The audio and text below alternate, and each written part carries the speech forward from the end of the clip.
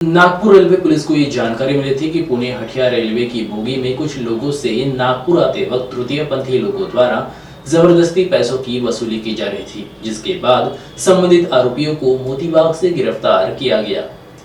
काल आरपीएफच्या रेल मदत केंद्रावर एका व्यक्तीने पुणे हटिया एक्सप्रेसमध्ये नागपूर रेल्वे स्टेशन येण्याच्या अगोदर रात्री 1:30 ते 2 वाजेच्या सुमारास काही तृतीयपंथी लोकांनी जनरल कोचमध्ये असलेल्या प्रवाशांना 500 रुपये द्या, नाहीतर हाणमार करतो, शिवीगाळ करतो असं बोलून धमकी दिली होती आणि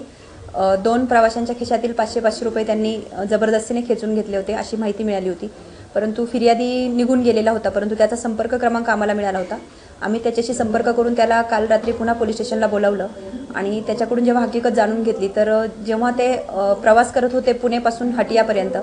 तर साधारण बुटीबोरीच्या आसपास काही तृतीयपंथी लोक जवळपास 5 ते 6 तृतीयपंथी लोक जनरल कोचमध्ये आले आणि त्यांना झोपलेल्या प्रवाशांना लाथा मारून नया साल आया है पैसे दो, नया साल आया है पैसे दो असं बोलून त्यांच्याकडून धमकी देऊन पैसे काढत होते आणि ज्यांनी पैसे दिले नाही त्या दोघांच्या खिशातून त्यांनी 500 रुपये जबरदस्तीने खेचून घेतले अशी तक्रार प्राप्त झाल्यानंतर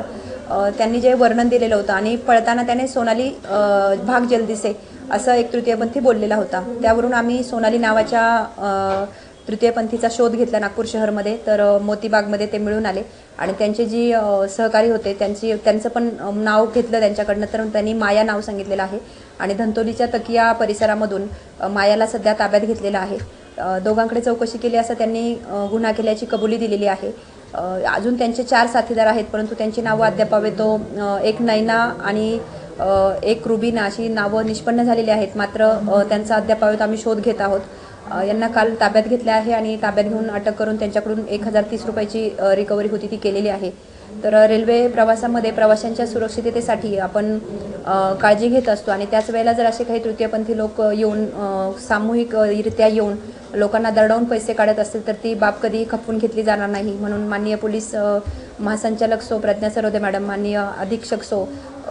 अक्षय शिंदे सर, आमचे DYSP ॲडिशनल SP यांच्या मार्गदर्शनाखाली आम्ही गुन्हा दाखल करून सर्व आरोपींना ताब्यात घेतलेला आहे आणि यापुढे अशा कोणत्याही प्रकार खपवून घेतला जाणार नाही अशी आम्ही सर्व